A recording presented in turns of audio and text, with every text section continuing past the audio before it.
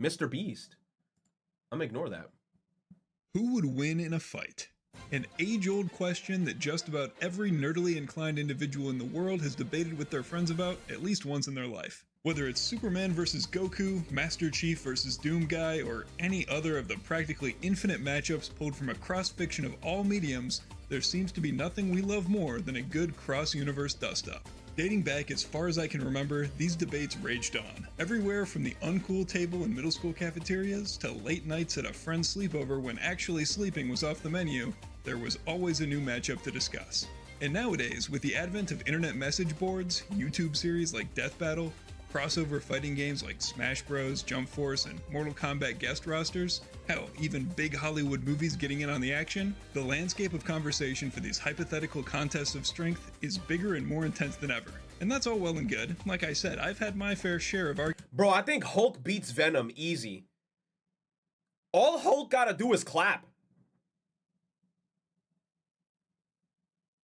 All he gotta do is one of them big ass claps.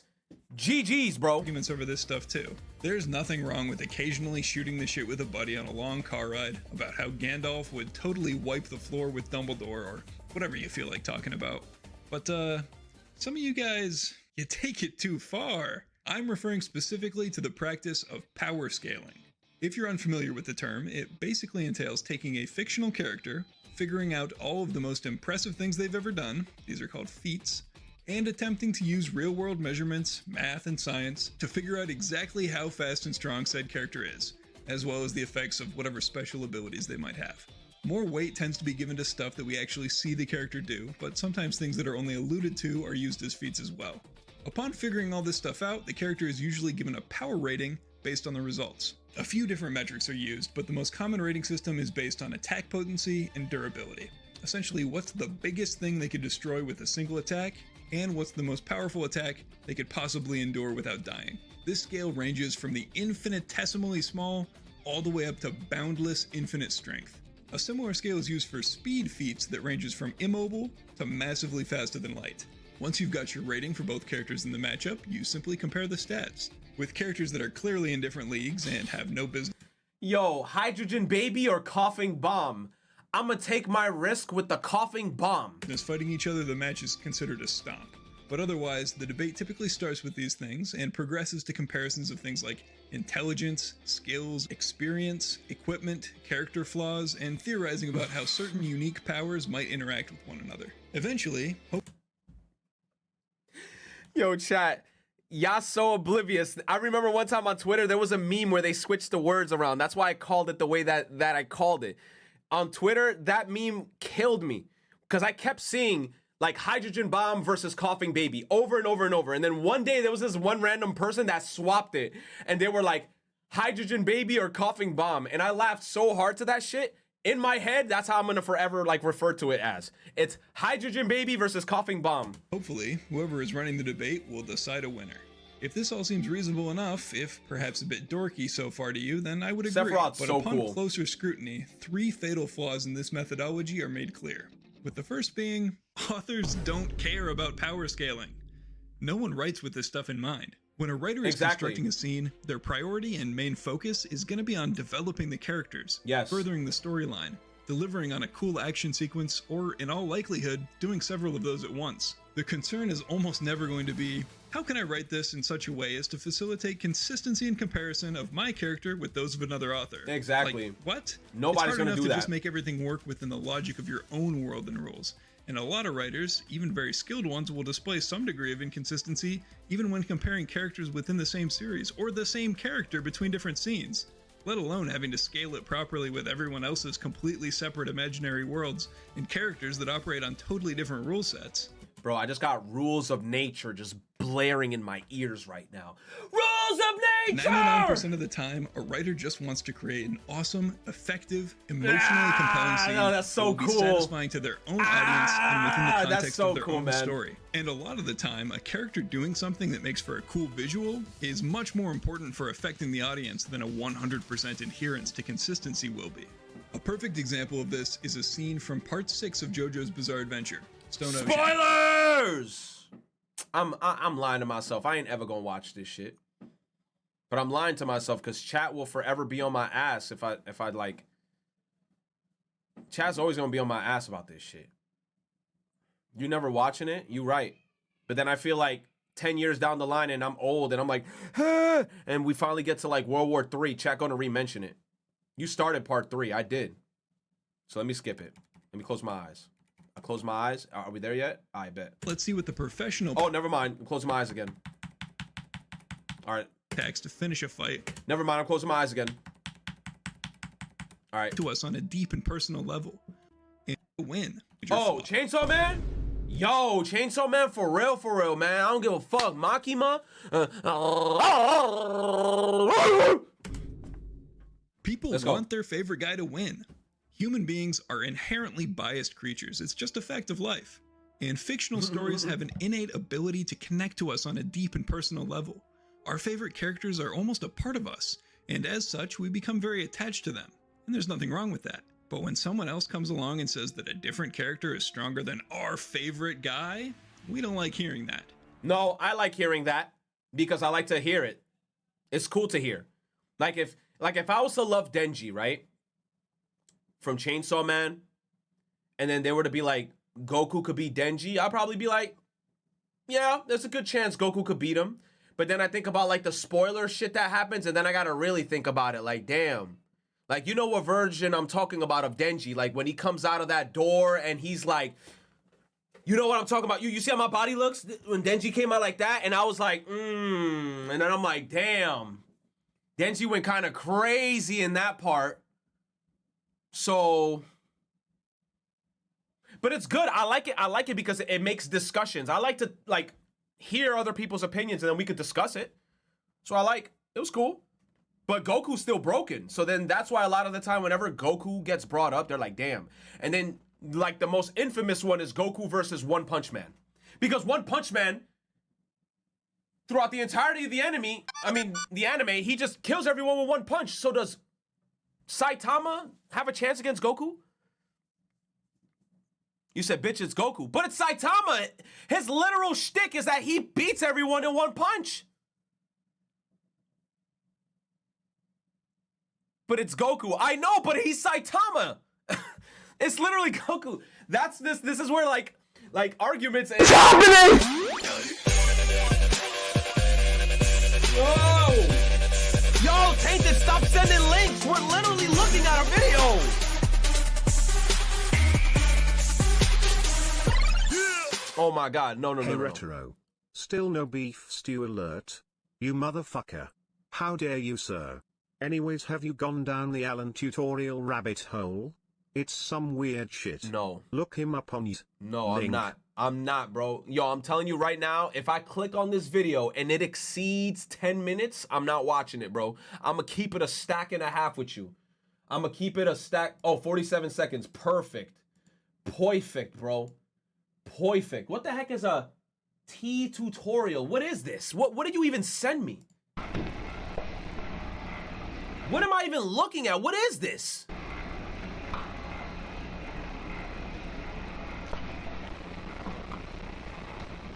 Tutorial. My name is Alan Tutorial.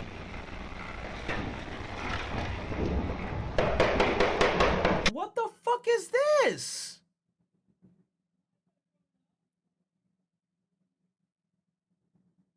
This is an anime watcher's room?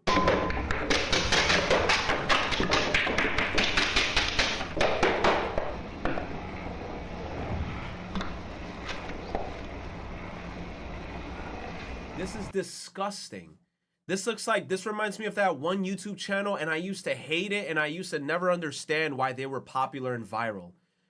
It was that guy that, like, every time he starts a video, he just throws, like, 1,000,000 eggs at the shit. Then he makes a bunch of dumbass noises. I fucking hate that guy. How to Basic? Fuck you. Fuck you and your whole channel. I fucking hate him, bro. I hate him. What is this?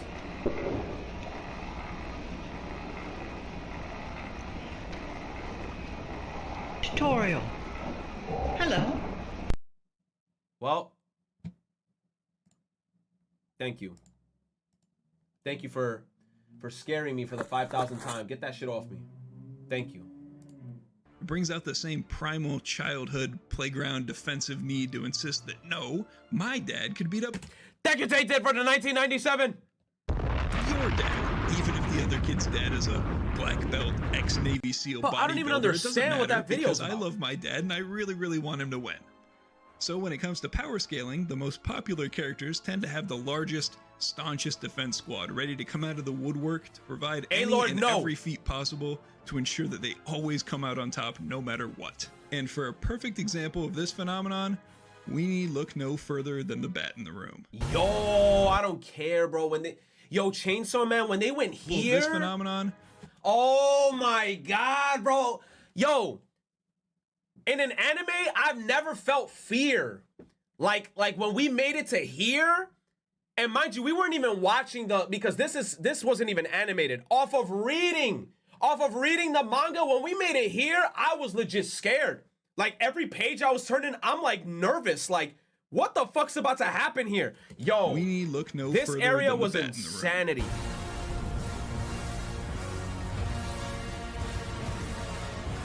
I'm not gonna lie, this movie was tough too, but this movie was way too long. Like my ass was numb when I finished watching this movie.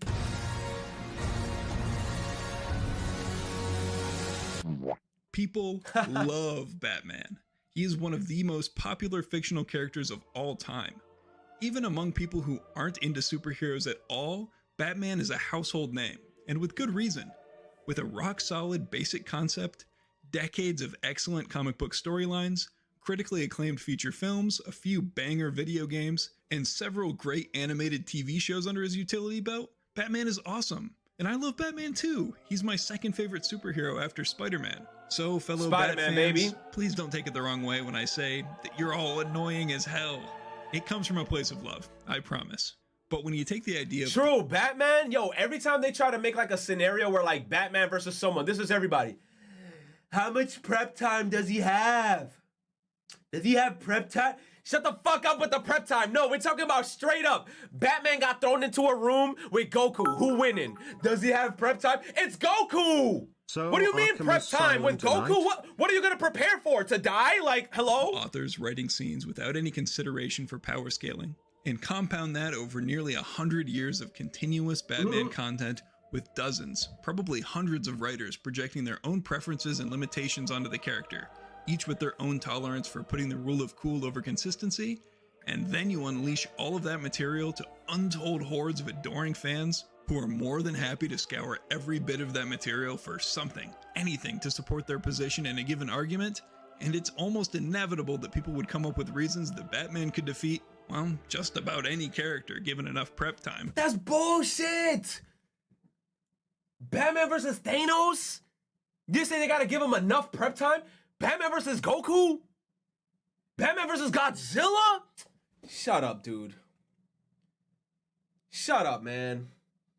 What? So how much prep time is it gonna take Batman to beat Godzilla? Like, Batman's gonna have to build like a giant photon cannon. 2 years of prep time for a one-shot. Like what is this, Nikkei? Like, what character am I? Aegis cannon, fire! Like, what am I gonna build? A giant beam. Regardless of whether it actually makes any sense for Batman to win that fight. I mean, he's a very smart, very capable fighter, but he's still an unpowered human at the end of the day, Yes, and he he's routinely human. struggles against the mostly street-level characters in his rogues gallery. And yet, you will find fairly compelling arguments all over the internet for why he would defeat characters who, in all honesty, would vaporize him in the blink of an eye.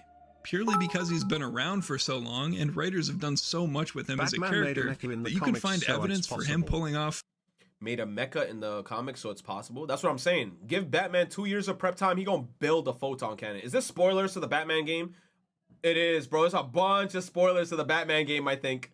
Let me skip the Batman portion. It looks like there's some like spoiler shits. All right, we're going straight into Spider-Man. I mean, genuinely, whether one character can beat another in a fight has absolutely nothing to do with how good of a character they are. I know there's a knee-jerk reaction to defend our favorites, but why? Sure, Superman could Because it's our utterly favorite. demolish Spider-Man in a billion different ways. Wait, who? Sure, Superman could Yo, all Peter Parker, aka Sasuke Uchiha, gotta do is, we need to find the kryptonite. Miles, get the kryptonite. That's it, bro. Utterly We need demolished Spider-Man kryptonite. That's all we in need. a billion different ways, but that doesn't change the fact that I like Spider-Man more. And Goku isn't any deeper or more interesting than Guts from Berserk just because he'd win in a 1v1. Saitama isn't any better or more emotionally compelling than Aragorn, even if he does have an absurdly higher power level. We don't love a character because we've used pixel measurements and vague statements. What movie is this, chat? Is this Lord of the Rings? I might have to watch this shit. I have to watch it. Like, I gotta rewatch Lord of the Rings, but these movies are too fucking long. Each Lord of the Rings film is like 3 hours. Like, bro. Like, that's like a whole day. Imagine what... I remember one time in my life, I decided to watch a marathon of all the Hobbit movies in the movie theater with my sisters before the newest movie came out. Yo, we were there for like Goku 9 hours. versus Batman with Tier Burst 1, Red Hood Burst 1, Naga Burst 2 with Modernia as flex units. Goku versus Batman with Tia Burst 1, Red Hood Burst 1, Naga Burst 2, and Modernia as a flex unit. Hey, I mean, Batman got Red Hood and Modernia. I think Goku's losing. From some obscure source to determine that they're a massively faster than light, multiverse destroying omnipotent god that can solo all of fiction. We love them because we've resonated with them on an emotional level. Because of good writing. That's another thing I gotta watch is Guts. I gotta watch Guts. I have no information in regards to this shit. Like, I've never seen any of it. I think even my sisters read it, or they like know about it, and I haven't even like read this shit. In compelling development. Don't watch, because read. You can identify with their. Yo, they were selling their books. I think I saw it on the internet. They were on sale. Bro, why are all the Guts books like giant black Bibles, and they're all like $30 a pop? I don't even know which one to get, and then there's multiple volumes of them. Why? They all look like textbooks. You said don't read it on stream. No, I heard like there was some crazy shit in there, so I can't read it. Struggles and have empathy for them like we would for a real person. Or maybe we just think they're funny, or we dig their vibes. Their strengths certainly could factor into it as well, don't get me wrong. I know I love a good kick-ass finishing move as much as the next guy, but no matter what, it's all based on our emotional connection to them. Yeah. Fiction is a realm of emotion.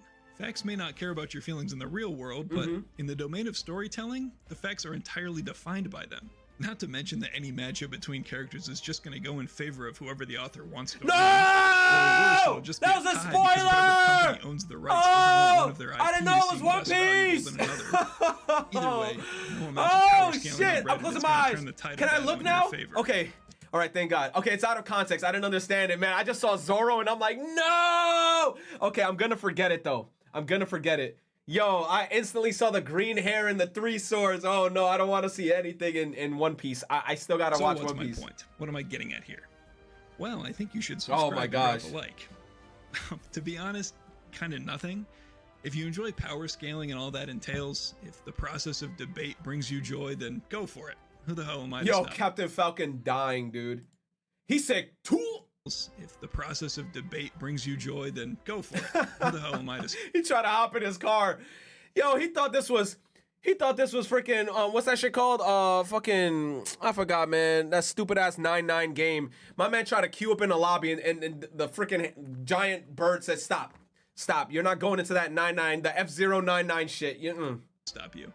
But I do think that we would all benefit from recognizing that the practice is pretty flawed, prone to absurd confirmation bias, and is really not worth taking super seriously. Yo, I forgot how tough this cutscene was, bro. They legit call Falco in the R-Wing. Or getting angry about. They I call also think it Pit. might do us some good to focus Damn, on it went through freaking Palutina's Reflect. Oh, nah, the Dark Pit and Pit. the other things that make our favorite characters Oh, so cool. man. And when we do run Snake. into dick measures, Yo, Snake said, fuck it, man.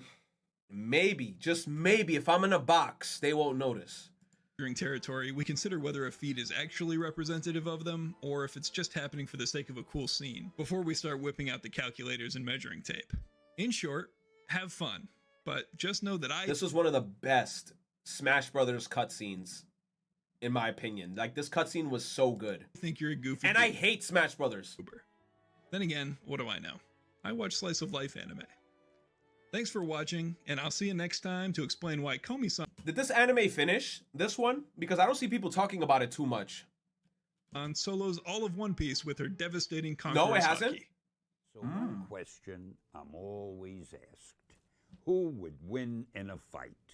Who would win in a fight if Galactus fought the Hulk, or if Thor fought Iron Man? And there's one answer to all of that. It's so simple. Anyone should know this.